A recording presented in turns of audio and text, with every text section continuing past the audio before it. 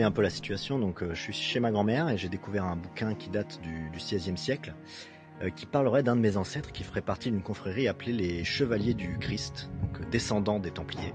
Et donc cet ancêtre aurait navigué dans un bateau qui s'appelle El Pleito, qui aurait échoué dans la région. Donc la question que moi je me pose, c'est pourquoi est-ce qu'on a pris soin de noter tout ce qu'il y a dans ce carnet, et justement de manière cachée avec des indices, et du coup qu'est-ce qu'il y avait dans ce bateau, et où est-ce que c'est maintenant tout ça. Et donc pour l'instant tout ce que j'ai, c'est un bout de papier vide, je ne sais pas trop quoi faire avec, et une inscription qu'il faut que je prenne le temps de déchiffrer, qui se trouve derrière la Madone sur le vieux bouquin.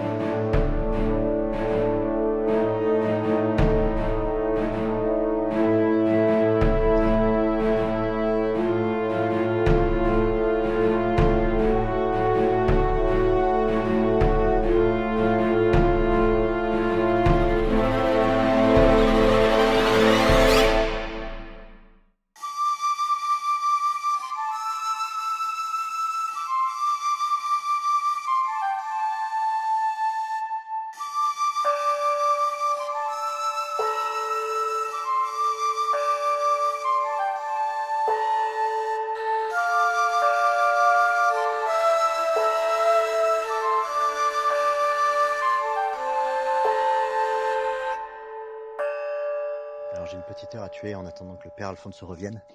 Je voulais surtout vous remercier de tous vos messages de soutien, ça me fait vachement plaisir de savoir que je suis pas tout seul là-dedans, et voilà, j'espère que cette histoire va bientôt se finir.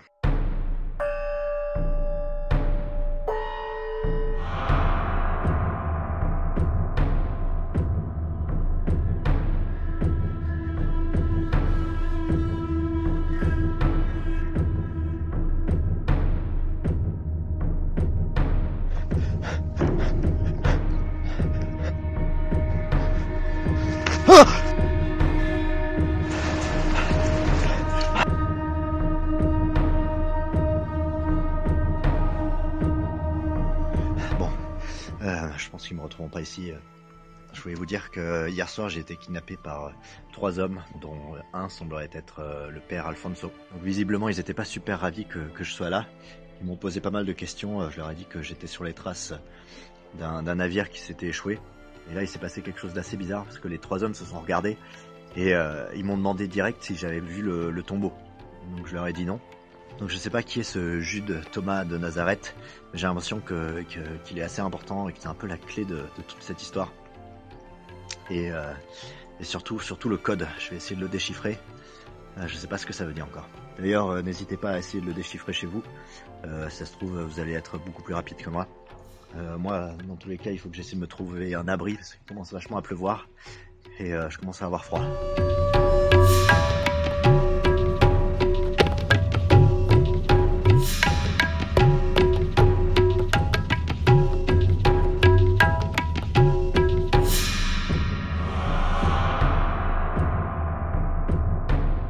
Bonjour à tous, il est très tôt et j'ai très peu dormi. J'ai passé ma nuit à faire pas mal de recherches et à réfléchir à propos de cette histoire. Excusez-moi pour le bruit, je suis juste en face d'une rivière, comme vous pouvez le voir là. Et ce qui m'embête un peu, c'est cette histoire de Thomas de la tombe. Cette nuit, j'ai fait aussi quelque chose, je suis retourné dans l'église.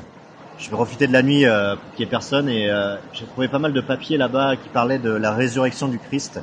La résurrection, ça a un peu de sens, parce que du coup, le nom qui est marqué sur la tombe, Thomas, ça a peut-être un rapport avec Saint Thomas, celui qui a voulu voir pour y croire à la résurrection. Sauf que Saint Thomas, il n'était pas de Nazareth. Il n'était pas de Nazareth, et sur le tombeau, il y a marqué Jude Thomas de Nazareth. Il y a quelque chose qui va pas.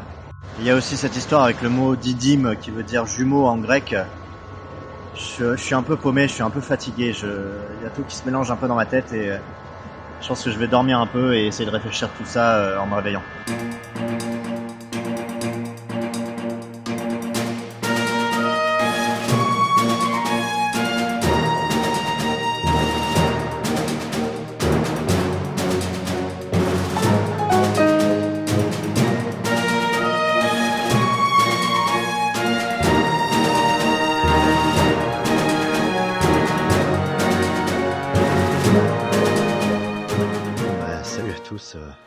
voulais juste vous dire que je vais enfin pouvoir rentrer chez moi. Je suis assez content. Du coup, je vais essayer de prendre le temps de vous expliquer un peu ce que j'ai compris. Je sais pas quoi faire de cette information. Je vous avoue que ça me fait un peu flipper. Donc je vais essayer de commencer par le début, en commençant par le bateau, El Pleito.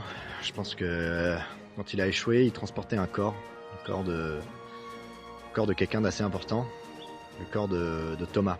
Et ce fameux corps de Thomas, des gens ont voulu le cacher et ont voulu le protéger.